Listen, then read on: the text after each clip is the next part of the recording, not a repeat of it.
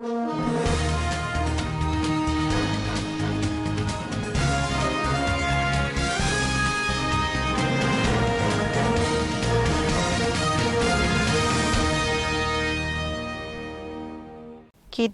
hold Zamfara judges and insist on 20 million naira demand. Bank and NACON partner on Hajj savings. Federal government shift talks with NLC, TUC and others to Tuesday. On business, coalition defends fuel and electricity tariff hike, and on the international scene, United States and Iran battle over sanctions at World Court. Hello and welcome to Svtv News. I am Musa Joy Unyola. The two Zamfara Sharia court judges kidnapped by gunmen 1 week ago are still in captivity as the kidnappers are demanding the sum for 20 million naira for their release. The judges Salihu Abdullahi and Shafiu Jengebe were abducted on their way back to Zamfara from Maradi in Nigeria Republic. Speaking to the Punch, a brother of one of the kidnapped judges, Malam Hassan, said the kidnappers had called and told them to pay 10 million naira for each of the two judges, making a total of 20 million naira. According to him, negotiations were ongoing between the kidnappers and the families of the two kidnapped judges for the reduction of the amount, lamenting that they are not ready to reduce anything. He stressed that his family could not afford to pay the money, calling on the people of the state to join them in prayers. The spokesperson for the State Police Command SP Mohammed Shehu said he was aware of the incident. He said they did not get any information on where the kidnap took place. There was no report on the incident. Thousands of the All Progressives Congress supporters in Zamfara State on Sunday converged to the State Police Command's headquarters in Gusau to demonstrate over the arrest of 17 of their members. The police had on Saturday arrested the APC members at the residence of one of the party's stalwart, Alhaji Abubakar Dantabawa. The party supporters who were angry with the arrest of their political associate demanded that they should be released and threatened to take drastic action against the police. The police threw tear gas canisters at the protesting APC supporters to disperse them, but they refused to leave. When all effort to send away the protesters failed, the police discharged all the arrested APC supporters, which brought to an end the violent protest. The spokesman for the command, SP Mohammed Shehu, said the police got an intelligence report that the arrested APC supporters were in a meeting with the repentant bandit in the house of one Alhaji Abubakar Dambatawa, trying to convince them to go back to banditry. The APC chairman Alhaji Lawal Liman Gabdon Kara described the police intelligence report as baseless as well as an attempt to smear the good image of the party and the state. The Chief of Army Staff, Lieutenant General Tukur Buratai, has extended the ongoing Operation Sahel Sanity in the northwestern state to December 2020. For more details on the story, over now to our correspondent, Peter Phillips.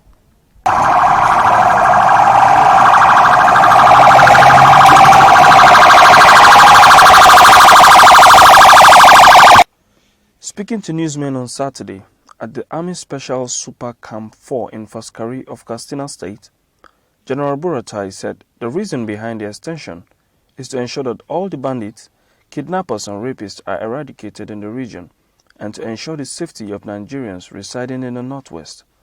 General Buratai said after careful review of the exercise, the operation was considered necessary to be extended to sustain the successes recorded during the period under review. One of the reasons why I'm here is to actually assess the progress of the sanity in the northwest, especially Katsina, where the state where the Special Army Super Camp is located, and where all our operations are projected across the northwest and some parts of the north central. So far, with the brief I got this afternoon,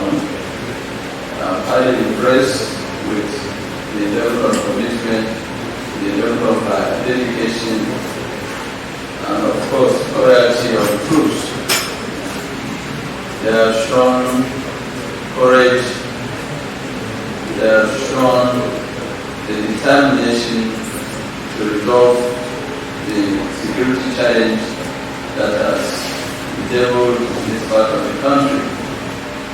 The issue of kidnapping, cattle rustling, armed banditry, the issue of gun running, smuggling of arms across the border. The Chief of Army Staff applauded the Joint Task Forces for their cooperation in carrying out the operations and also commended the troops for their hard work and diligence while discharging their respective duties. The Operation Sahel Sanity was launched in July this year by the Chief of Army Staff to tackle banditry, kidnapping and other crimes in Katsina, Zamfara, Kaduna, Sokoto and Niger State. Peter Phillips, reporting for Standard Voice Television News. Jais Bank PLC and the Premier Non-Interest Bank in Nigeria and the National Hajj Commission of Nigeria in Abuja signed a Hajj savings scheme that would make it easier for every Muslim in the country to perform the yearly Hajj pilgrimage to Saudi Arabia.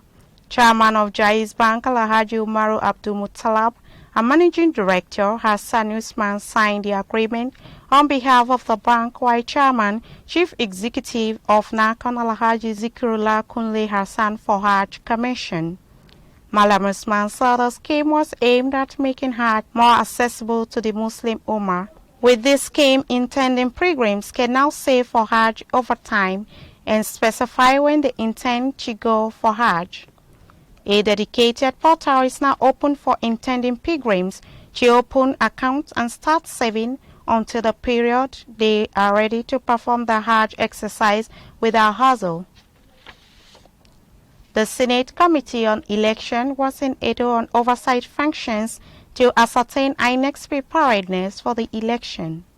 The committee observed the INEC is ready for the election. Members of the committee were told that INEC had 14 activities lined up for the election, of which they have successfully executed 11, and the remaining 3 would be ongoing until the election day. The committee assured that it will give INEC the needed support to ensure that the election is conducted as scheduled. The chairman of the committee, Bashir Gaya, appealed for synergy between security operatives and the state government in ensuring a peaceful atmosphere for the conduct of the election. Strong disagreement over approaches to governance and records took center stage during the governorship debate between the governorship candidate of the All Progressives Congress and the People's Democratic Party (PDP) on Sunday.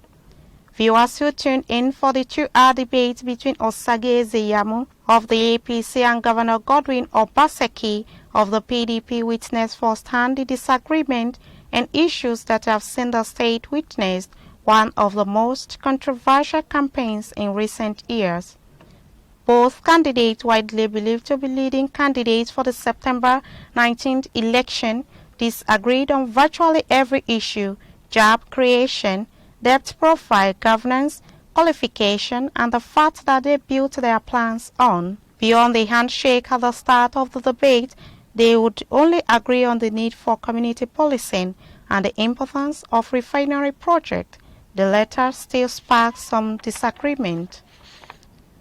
Meanwhile, Governor Godwin Obaseki of Edo State has accused his predecessor, Adams Oshomole, of putting the state in debt and borrowing recklessly. Obaseki made the allegation on Sunday during the Edo governorship debate organized by the channel's television. He said his predecessor in office borrowed recklessly and the federal government had to restructure all the debt that they have taken before he came into office. He said this included a whole series of bank borrowings to pay salaries. So the federal government restructured outstanding obligations to Edo State to the tune of almost 30 billion naira. The peace talks between the federal government, organized labor and the civil rights groups on the recent hike in the fuel price and electricity tariffs will now take place on Tuesday in Abuja. The meeting was originally scheduled for yesterday but had to be postponed to enable as many interested groups as possible to take part in it. Deputy Director of Press and Public Relations, Federal Ministry of Labor and Employment, Charles Akpan, confirmed the development in a text message yesterday. He said the meeting will come up at the banquet hall of the Presidential Villa, Abuja. Labor and Employment Minister Chris Ngige first informed reporters of the talks on Friday as he emerged from a meeting with President Muhammadu Buhari. Health workers under the aegis of joint health sector unions have begun their planned strike. The action took effect at 12 a.m. on Monday following the alleged inability of the federal government to meet their demands. JHSU urged its members to withdraw their services across the country to key into the industrial action. The union said it took the decision at its expanded National Executive Council NEC, which took place on Sunday, but the government described the proposed strike as ill-timed and illegal. Nigeria has recorded 79 new cases of the coronavirus. The Nigerian Center for Disease Control (NCDC) disclosed this on Sunday, making it the lowest figure in several months.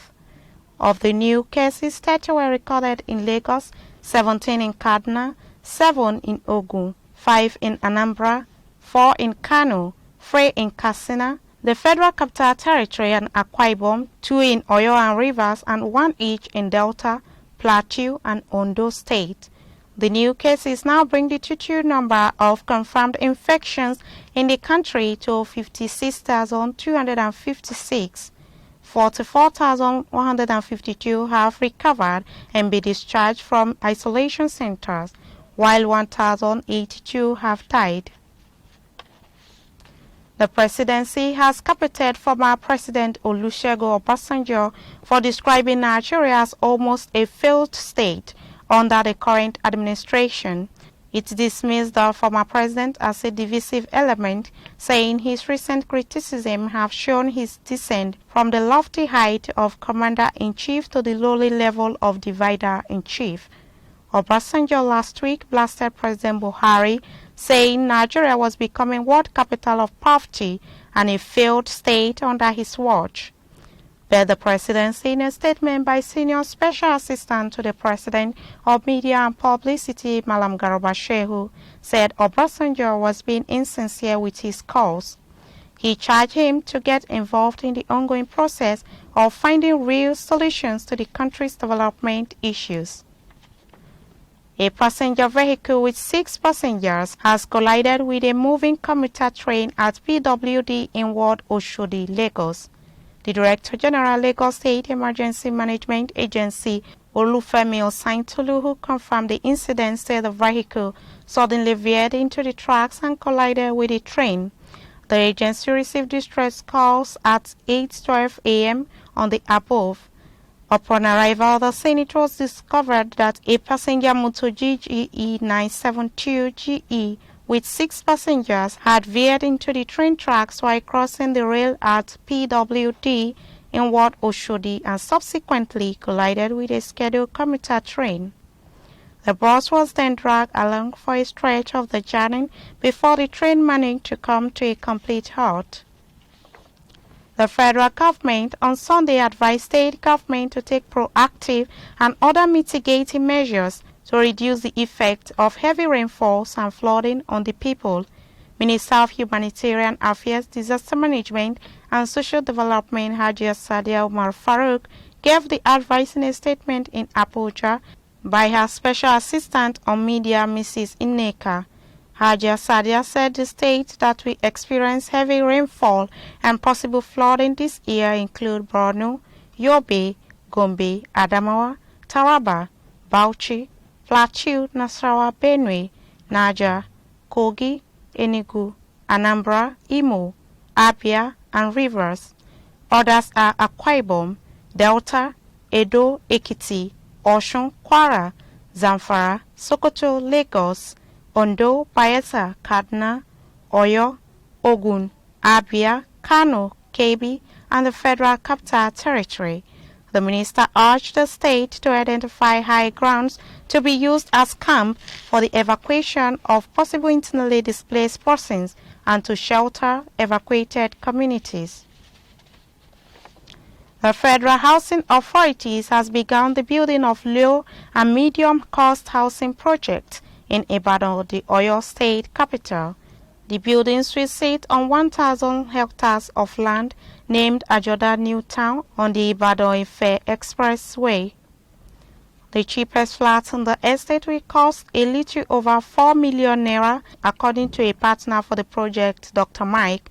Speaking with the nation after a tour of the project yesterday, FHA Managing Director, Chief Executive Officer, Senator Benga Ashafa, said the housing scheme was aimed at providing affordable homes for Nigerians in fulfillment of President Muhammadu Buhari's administration promise to the nation. We'll be right back after this short commercial break. Stay tuned.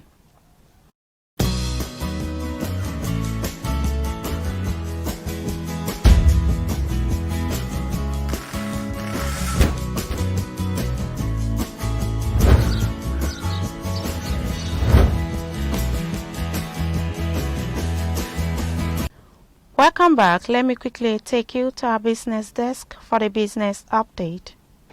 Welcome to Standard Voice Business Update. The Coalition for a Better Nigeria has urged Nigerians to show understanding with the federal government following the recent fuel price and the electricity tariff hike.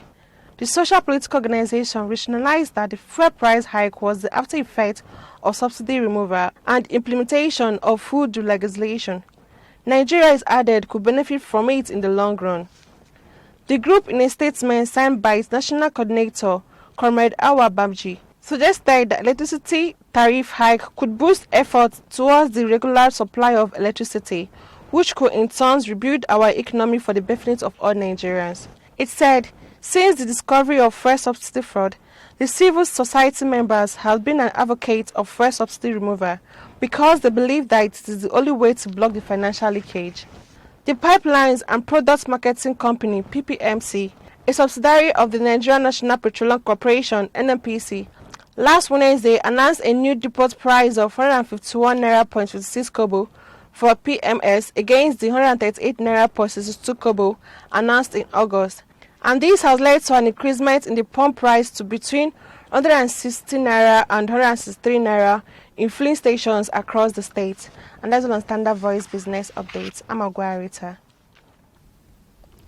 And on the international scene, the United States and Iran will face off at the UN's top court on Monday in the latest round of a battle over sanctions on Tehran reimposed by President Donald Trump.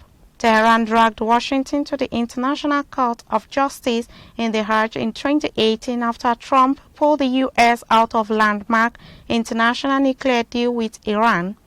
They also argue over the coming week about whether the court set up after World War II to deal with disputes between the UN member states actually has jurisdiction in the case. Iran says the sanctions brought back by the Trump administration breached the 1955 Treaty of Amity between the two countries signed long before the 1979 Iranian Revolution severed ties.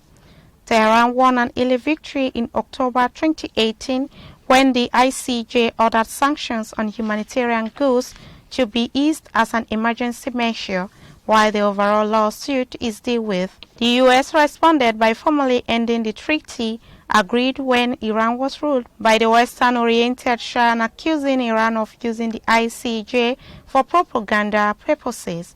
The United States will first address the court on Monday at 1300 GMT about whether judges have jurisdiction in the case, while Iran will speak on Wednesday. That has been the news from Standard Voice Television. To end the news, a quick look at the major headlines.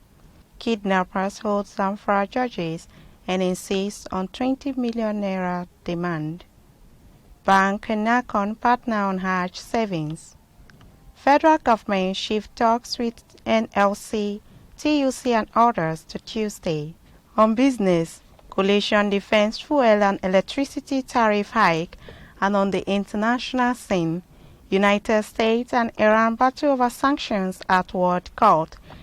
That's the news on behalf of the production crew and Head of News and Current Affairs Department, Alhaji Ibrahim Garobatino. I still remain Musa Joy Onyola. Thanks for watching and stay tuned.